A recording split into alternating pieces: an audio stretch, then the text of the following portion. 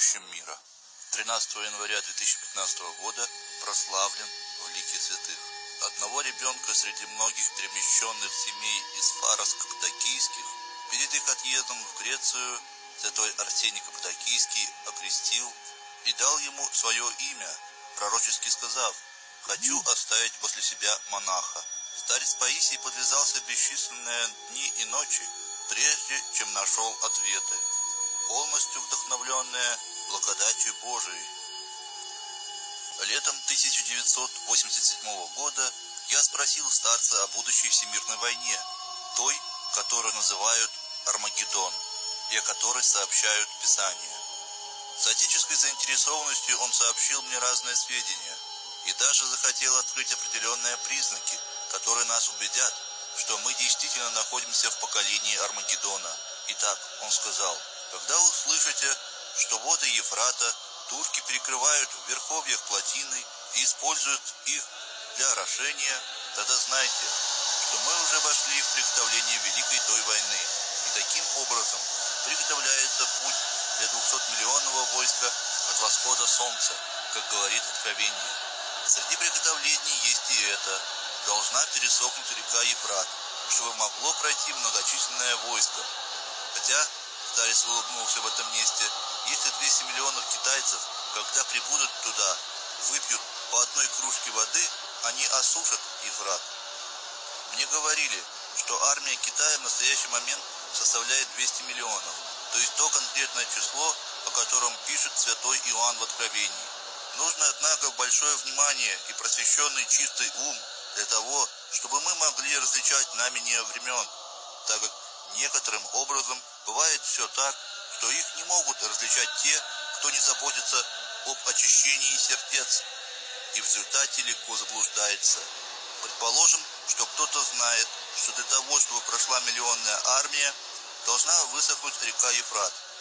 Однако, если ожидает, что это произойдет чудесным способом, то есть откроется, предположим, большая трещина и исчезнет вся вода, тогда такой человек будет в заблуждении, ибо не позаботился через чистоту сердечную войти в дух Писаний. Нечто аналогичное случилось и с Чернобылем. В Откровении святой Иоанн Богослов сообщает, что видел звезду, упавшую с неба и поразившую воды и людей. Те, однако, кто ожидает, что упадет с неба звезда, уже давно в заблуждении и никогда не поймут, что это уже осуществилось. Чернобыль в России означает полынь, и мы видим, что причинен огромный вред, и он будет еще больше с течением времени. Господин ДК посетил старца. В то время СССР был очень сильный во всех отношениях, и никто не мог даже предположить, что он может разрушиться. Было еще при власти Брежнева. Старец, между прочим, сказал ему: «Увидишь, что скоро СССР развалится». Господин Д. возразил: «Но такую крепкую мощь Геронта кто развалит, и до ноготка его не смеют дотронуться». «Увидишь». Старец предсказал, что СССР развалится, и что господин Д. будет еще жив и увидит это, несмотря на то, что он был уже в возрасте. И продолжал старец: «Знай, что и Турция развалится. Будет война 2,5 года. Мы будем победители, потому что мы православные. Геронта, потерпим ли мы урон в войне? Самое большее 1-2 острова займут, а нам отдадут и Константинополь. Увидите, увидите». Сегодня читать пророчество, как читать газету. Так все ясно написано. Помысл мне говорит, что произойдут многие события. Русские займут Турцию. Турция же исчезнет с карты, потому что 1/3 турок станет христианами, 1/3 погибнет и 1/3 направится в Месопотамию. Средний Восток станет ареной войн, в которой примут участие русские. Прольется много крови, и даже китайцы перейдут реку Ефрат, имея 200-миллионную армию, и дойдут до Иерусалима. Будет разрушение мечети Амара, так как разрушение ее будет означать начало работ по установлению храма Соломона, который был построен именно в том месте. В Константинополе произойдет великая война между русскими и европейцами, и прольется много крови. Греция не будет играть первенствующую роль в этой войне, но ей отдадут Константинополь. Не потому, что перед нами будут благоговеть русские, но потому, что не найдется лучшего решения. И договорятся совместно с Грецией, причем на них будут давить трудные обстоятельства. Греческая армия не успеет подойти туда, как город будет ей отдан. Евреи, поскольку будут иметь силу и помощь европейского руководства, обнаглеют и проявят себя с бесстыдством и гордостью, и постараются управлять Европой. Тогда 2/3 евреев станут христианами. К сожалению, сегодня в богословие проталкиваются люди, не имеющие отношения к церкви и с абсолютно мирским мудрованием, которые говорят разные вещи и совершают непозволительные действия с целью сознательно удалить свои позиции христиан от веры. Также поступили и русские, когда хотели ввести в России коммунизм. Что же они там делали? После того, как примкнули к партии некоторые неправильные священники и богословы и были уже воедино с ними, их заставили обвинить церковь и часто говорить против нее. Так они отравляли народ, потому что он не мог распознать роль этих богословов. Потом брали одного из своих священников, который из-за болезни был очень толстым, искали месяцами какого-нибудь костлявого парнишку, помещали их на одну афишу и писали внизу: «Вот как живет церковь и как бедствует народ». Брали также фотографию патриарших покоев, устланных коврами, мебелью и тому подобное, и помещали рядом барак одного из нищих, как наши цыгане, и говорили: «Посмотрите на роскошь попов и как прозябает русский гражданин». Так им удавалось мало-помалу отравить народ и испортить ему помысл. И после того, как народ пожрал друг друга, явились и те, как мы знаем, отбросили Россию на 500 лет назад и оставили ее при смерти, убив миллионы русских христиан.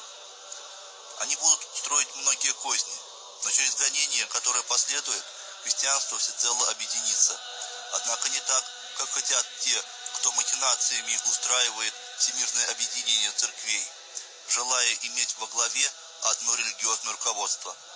Объединиться, потому что при создавшемся положении произойдет отделение овец от козлов. Каждая овца будет стремиться быть рядом с другой овцой, и тогда осуществится на деле едино стадо и един пастырь. Вникаешь?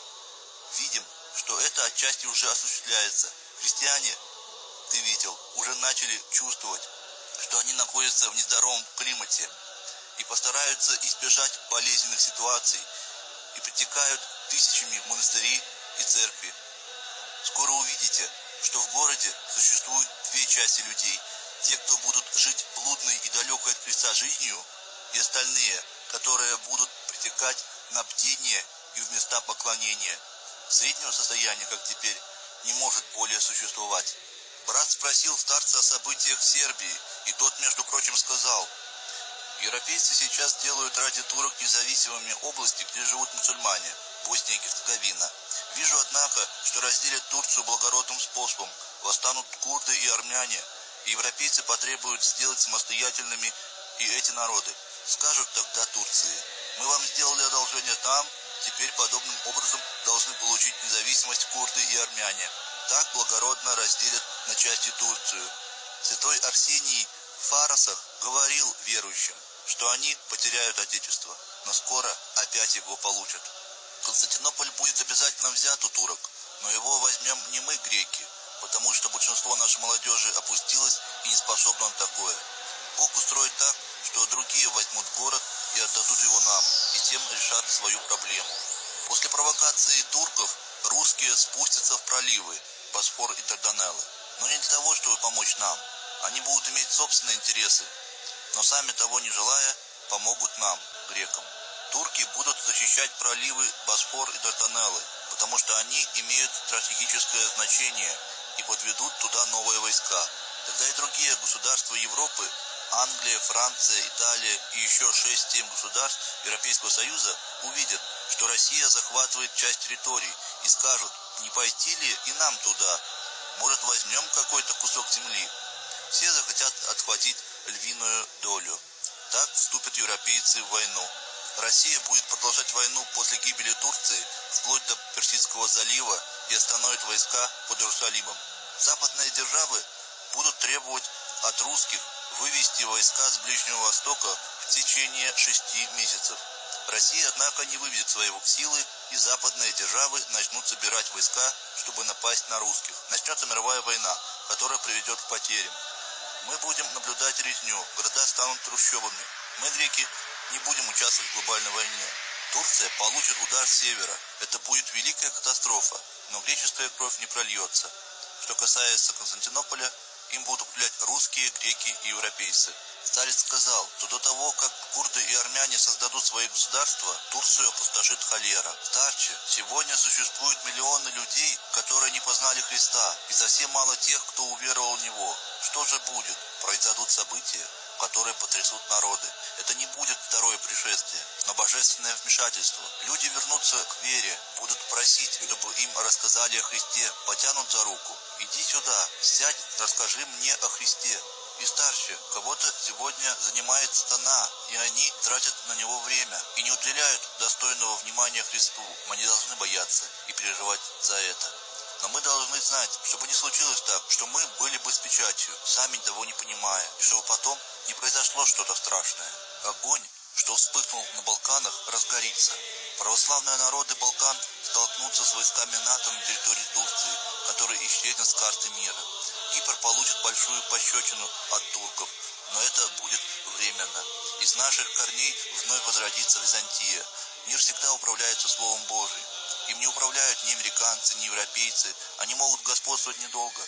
Бог им разрешает, чтобы они наказали сами себя. Те, кто разрушили Византию, не были турки. Это были крестоносцы, европейцы, католики, которые спровоцировали турков на разорение Византии. Бог соберет их всех в одном месте. Они будут убиты. Вы еще молоды. Вы это увидите. Скоро произойдет большое крушение. Армагеддон. То, что сейчас началось на Балканах, уже не остановить. Тот, кто захочет помешать развернуться русскому руководству, будет уничтожен. Только русский народ их сбросит, и христианские народы Балкан окрепнут. Русские хотят войти в Средиземное море. Это будет пружина, но это не совсем правда. Правда в том, что Бог их призовет как своих воинов. Спускаясь, они уничтожат турков в течение 1 недели. И когда спустятся друзья Турции, НАТО, чтобы ее спасти, тогда и будет большое столкновение, и они будут убиты. О состоянии прошлой Югославии она принадлежала Ватикану. Это были благословения Папы, великого христианина. Смысл всего этого есть международный сионизм и международная биржа, которая называется Америка. Америка не существует. Сионисты – это Америка. Они, как только получают послания от сатаны, предъявляют их Ватикану. И все это перерабатывается в планы, которые впоследствии притворяются в жизнь исламом. Это тот путь, который реализует планы сатаны. Они пленили наших правителей. Надежды наши только на Бога. И вы живите по-христиански. Говорю вам ответственно, что вы все это увидите. Не осталось времени. То, что сейчас разгорелось на Балканах, будет продолжаться. Это есть последний этап, когда Бог освободит христиан и направит их на истинный путь. И возродится Византия. Знаете почему? Потому что европейские народы объединятся заново. Кто их подведет вперед? Никто не может. Только мы держим православную веру.